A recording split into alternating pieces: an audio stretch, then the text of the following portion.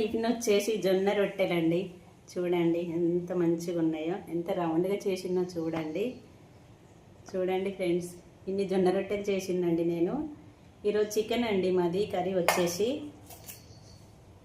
చూడండి చికెన్ అండి. ఇది చికెన్లకి మంచి జొన్న రొట్టె ఎంత కాంబినేషన్ అండి. నాకైతే చాలా చాలా ఇష్టం అండి. సండే స్పెషల్ ఇదేనండి, చికెన్ జొన్న రొట్టెలు. మీకు ఎంతమందికి ఇష్టమో కామెంట్ సెక్షన్లో కామెంట్ చేయండి, లైక్ చేయండి, షేర్ చేయండి, సబ్స్క్రైబ్ చేసుకోండి. నా వీడియో కనుక నచ్చినట్లయితే ఓకే బాయ్. హాయ్ అండి.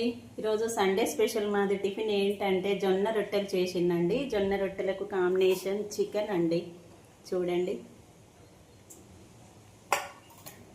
ఈ జొన్న రొట్టెలు నాకు చేయొచ్చిందా లేదా చెప్పండి కామెంట్ సెక్షన్లో.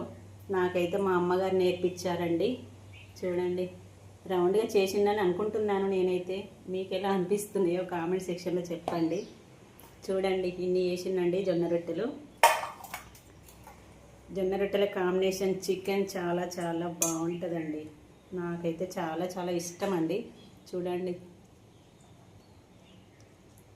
వావ్, అదిరిందండి.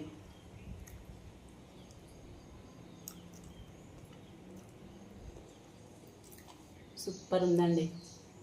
మీరు కూడా చేసుకోండి, చాలా చాలా బాగుంటుందండి. జొన్న రొట్టెలకు చికెన్ కాంబినేషన్. జొన్నలల్లో మళ్ళీ ఏంటంటే పచ్చజొన్నలు మాత్రమే వాడాలండి. పచ్చజొన్నలు చాలా హెల్తీకి మంచిది. షుగర్ పేషెంట్లకి ఎవరికైనా చాలా చాలా మంచిదండి.